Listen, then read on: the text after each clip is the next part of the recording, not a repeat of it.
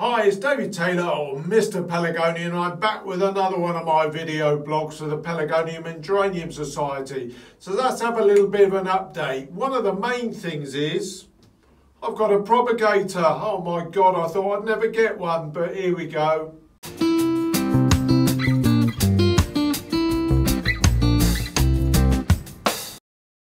Hi, well, welcome along again to another one of my videos. I haven't done one, well, I've done one about 3 weeks ago, so I'm trying to get them a little bit closer together anyway.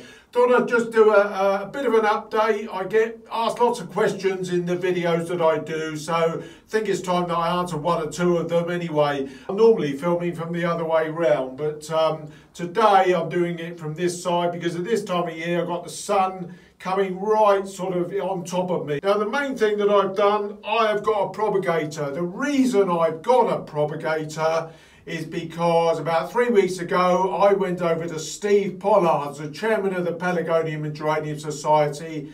If you want to have a look at the video I did with him about 2 years ago about the zoonotic range of plants, have a look at the little banner that I put up here, linked to one of those videos. It was over 3 parts if you're interested in the zoonotics. But I went over to his house. I came back with probably about 20 plants and 30 or 40 cuttings. And realistically, at this time of year, I haven't really got anywhere to put them. I could put them on a windowsill, but a windowsill's not going to be really warm enough in my house. So I have no choice really but to think about getting a propagator. I have been toying getting one for a little while, so I've gone and done it. I've just gone and got a propagator, quite a big one. It was either getting them really small or really quite large, so I'm making the most of it. So I will be able to take cuttings at any time of year. I've always explained that I generally take all my cuttings in the summer, so June, July, August, and I get everything I need from that period. But occasionally, you know, there might be a cutting I want to take at other times of year. He gave me a lot of plants, primarily to test, maybe for exhibition purposes. The cuttings, some of the cuttings are quite long because he didn't cut his plants back, primarily to enable me to be able to get some good cutting material. But you know me and standards, I like to grow a standard, so I will probably end up growing a lot of them as standards, to be quite honest. We'll have a look at that in a minute. I'll lift that off and show you all of those. I will now throw in a bit of a video that I did at his place, just purely having a look round all of the plants, because one or two of them are really quite nice, really unusual blooms, and I'll do a separate talk over on that. Right, now going into Steve Pollard's, the Pelargonium and Geranium Society's chairman, it's like going into an Aladdin's cave of more particular Stellas and Formosum hybrids. Steve does a lot of breeding, as probably everyone knows, and nearly every one of these is one of his own types that he's bred. Great long catalogue of lists and names and numberings that he's got. This one's quite an attractive one. Coloured centres is something that he's been working on over more recent years. But he does also touch on basic zonals, and this one in particular is particularly superb, and I got a cutting or two of that one back there. But yeah, it really is an Aladdin's cave of gorgeous Stellas, and some of them are really superb. This Formosum here with his vibrant deep red was one that particularly caught my eye. Another sort of basic zonal type plant here. Singles, lovely single varieties, single flowering varieties of basic zonals Steve likes to have a go at as well. This one in particular, a gold leaf prostate sort of Formosum hybrid. Quite nice. It's got a double flower. I've not seen the flowers on it, but looks pretty impressive, and I got a bit of one of those as well. So it's really interesting to look at the stellar varieties that he has a go at. I like to grow them a bit bigger, and I think it'll be interesting to see how they go. But another basic zonal again, a double this time with a sort of colour, more bias to the central colour. spots and splashes elsewhere. But lovely single white Stella there, just to add to his collection. Okay, so back to me here now. Now, the main thing that I have been doing is very important during this sort of, well, the winter. It's the start of winter. I'm filming this on the 16th of November. So it's very important, really, to ensure that you're keeping your plants clean. I mean, here's an example. If we just go down here. I mean, these are the sorts of, you know, leaves that you can get in the winter. It's vital that you pick these off really quickly. Otherwise, they will rot down. You can see this one's clearly rotten. Let's just focus the camera. You can see that one's really clearly rotten. And it's, you know, you're going to have all kinds of problems if you keep leaves like that on the plant. The other main problem that you can get is with flowers. If you leave flowers on, this one's going to get a really good clean up this afternoon. There's some dead leaves that needs pulling off. But in the winter, these blooms will die off really quickly. Oh, there we go. You can see that one's dying back already. And these need to be got off straight away as soon as they begin to die back, because you'll get a little petal that's damaged. It'll drop down onto the leaf and immediately begin to rot away. Because at this time of year, November, you get a lot of damp days, particularly in the UK. Really makes everything really bad. So it's vital to go around your plants at least once a week to ensure that you're going to keep your plants clean. Did a lot of mine over the weekend, as it's a Monday today, so I had a really good clean up yesterday and over the weekend, so there's still one or two that I missed there now. But at the same time, it's important to keep your plants growing, and I've had people asking me about whether I continue to feed during the winter, and I do. I feed at 2/3 full strength, and it's vital to carry on doing that because I want my plants, certainly as an exhibitor, to continue to grow. So I feed at 2/3 strength, but they are only getting it once a week. And a good number of my plants, I'm actually only watering once a fortnight now, so once every 2 weeks. So that's more than enough to keep them going. Now, some plants that I picked up from Steve Pollard, and this was a relatively small plant. I did have 2 stems, and I cut one off, and I will grow that as a standard. They've all got numbers, hardly any of them have been named, and you know, some of these had really stunning blooms on, and I'm very pleased and indeed honoured to a certain extent to be able to grow some of these on, because many of them haven't been tested before. 1 or 2 others, because Steve likes to keep his Zone Arctics, and here's a Zone Arctic that I'm actually going to try and grow as a standard. It was very long stemmed, so I thought, let's have a go. This one's called Lara Andre, so it's one of Cliff Blackman's actually, but Steve's got a good collection of Zone Arctics, so I'm going to have a go at growing that one as a standard, and we'll just see how it goes. I don't know whether anybody's ever had an attempt at growing a Zone Arctic as a standard before, so we'll have a go at that. Now, Steve does like to breed Stellas and Formosum hybrids, and it's quite a nice one with a really nice petal. Actually, I don't know whether the camera's going to get that very effectively. But this is a really lovely red. I really quite like this one. I put it that out. It's quite a biggish plant.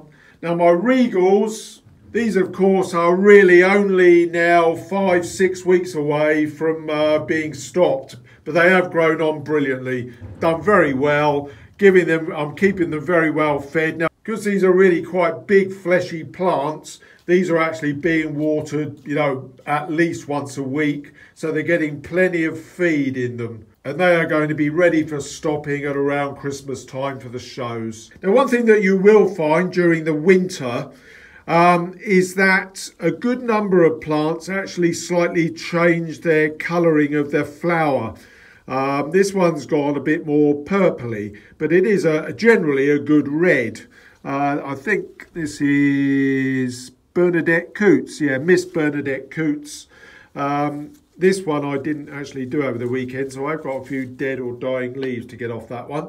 But you do get the blooms actually just change colour, so don't worry about that. That will happen.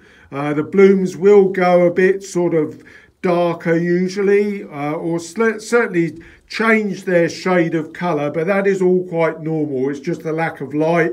Now, as I've said, I'm growing a good number of regals. This is my Vectis Snow, which is doing very well. Now, this actually needs a bit of a side stop, but you've got to be careful with cutting back at this time of year because of the damp. You really do need to be careful not to, really get damp in any cuts that you make. So I ensure that I only make incisions where I know we're going to get a dryish day. And of course, ensuring that the plant is very much on the dry side when you do it. So, it's a nice dry day today, so I may indeed get on and do a little bit of, cutting off and stopping. But if anybody wants to know what botrytis looks like, yeah, there's a botrytis stem. And this one, Vectis Snow, does seem to suffer a little bit from the botrytis, but that is a pretty badly affected botrytis leaf, and I'll take that one off. I may also try and pot on some of these plants. You don't want to go too much bigger really with over potting them in the winter. But if they're really vigorous and really growing strongly, it can be done without any problem whatsoever. Just ensure that you've got a good well-drained compost.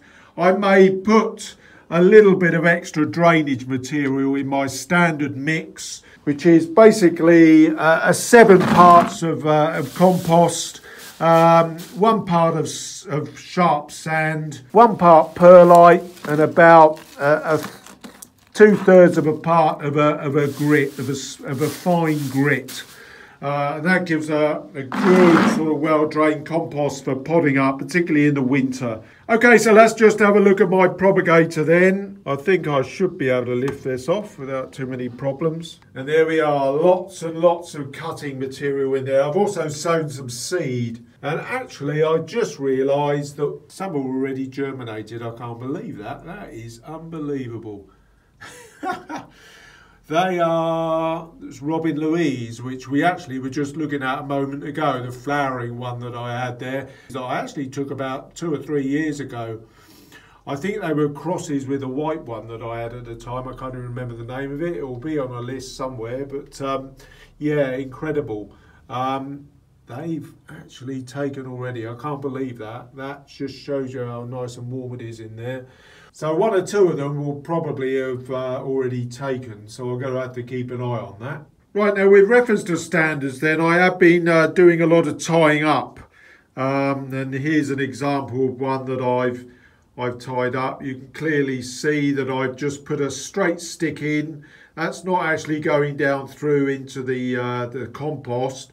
I've just literally tied a string to the base to line it with the straight base, and then pulled up the top part up here. If I can get my fingers, I'm obviously holding the camera, but to get the top part of the stem to pull up straight. That one was killed right over. This is not a bad one, Deanna Westwood, which is a nice Stella. And that's done quite well. That's pulled up. And that's growing quite nicely. It's got good colour on it, as you would expect in the autumn, from a gold with a bronze medallion in the centre of it. There's a Vivienne that I recently potted up actually. I cut a big stem off the side of it that was growing out. And so that's been potted up into a pot. It was in a 4-inch, I put it up to a 5-inch. Just to get it to grow on quickly. These again are standards that I intend to hopefully get from some of Steve's plants. This is a Formosum, I think you can tell by the leaf. And that's going, I'm hopefully getting some really interesting standards from some of these plants. But the good thing about having a long stem from a youngish plant is that half the job is done for you, because you've got a good long stem. You're not going to need to go massively much higher to be able to get a really good standard from it. I've actually got a flowering Deanna Westwood here. And that one's in full bloom. I'm letting that go. Those blooms do hold on quite nicely, actually. But again, as soon as they begin to go over, they'll be got rid of. Right, now this regal over here, I've actually had a real good go at straightening that stem. And it has worked to a certain extent. I'm really hopeful that I'm going to get a really good plant off this. Because it's already a good 1.5 foot, so what? A good 40 centimetres tall on the main stem. And I've been able to really pull that up and get it to be straight, which is really quite unusual for regals. And it's not that easy to get a good straight stem on a regal. This is quite successful. I will probably give the longer growth a stop, just to balance it off with the other shoot that's coming out the other side, because that's as tall as I'm probably going to want it to get. That's one of my Gosbrook firecracker. Which has got a really large bloom and it's a really big growing plant. So that may make something of a really big sort of huge growing standard regal plant. And my two original Stellas, that's about 40 centimetres long, and I've got a good head on it as well, which I'm hopeful of getting that to the show next year. Which is on the 19th of June. So I'm really hopeful that that's going to do quite well. And you can see all the background to this plant in the videos that I did about standards. If you look back over my videos that I've done, probably from about 2 years ago. Now, in terms of 1 or 2 floribundas, if you've got slightly longer jointed plants that you want to try and pack down to be compact, you really do have to nip them out at every sort of 3rd leaf break, which is what I'm doing with these Stadburn. Stadburn is a relatively slightly longer jointed plant, but I'm really wanting to get some floribundas out of this, what are known as the Floribunda exhibition class. But with any longer jointed plant that you want to keep compact, you really do, in the sort of close season, want to be cutting down, and I've done a little cut in there, no more than the 3rd leaf joint, so that you're really going to make it want to break out from further down. And you can just see under here, hope you can see that. You can just see under here that I've got breaks all beginning to break through, and on that little stem that I've nicked out, that'll break either side once it really gets growing. And it's important to do because it keeps long jointed plants compact, and it makes them want to throw shoots out further down the stems of the plant, which is what you want to do with a longer jointed plant you're trying to keep compact. Again though, be very careful with your stopping in the winter. Just make sure that you're, do it on a very dryish day, lots of air about and lots of wind, and you shouldn't have too many problems. Okay, but that's just about it from me today. A bit of a sort of update of little jobs and work that you can be doing at this time of year as we just start to hit the winter period. But the main thing to ensure is that really, if you've got a greenhouse, try and open it up. I mean, today is an ideal day. It's clear, it's slightly breezy, and as soon as I've done this video, all the windows and doors will be thrown open to get lots of air going in here. So I'll see you again very soon, hopefully 2 to 3 weeks. And in the meantime, just continue to look after your plants, and I'll see you again very soon. Please subscribe to this channel, and if you like the video, give it a thumbs up. You can follow Mr Pelargonium on both Twitter and Instagram under Mr Pelargonium, and you can follow the Pelargonium and Geranium Society on Facebook, or you can visit the PAGS website at thepags.org.uk.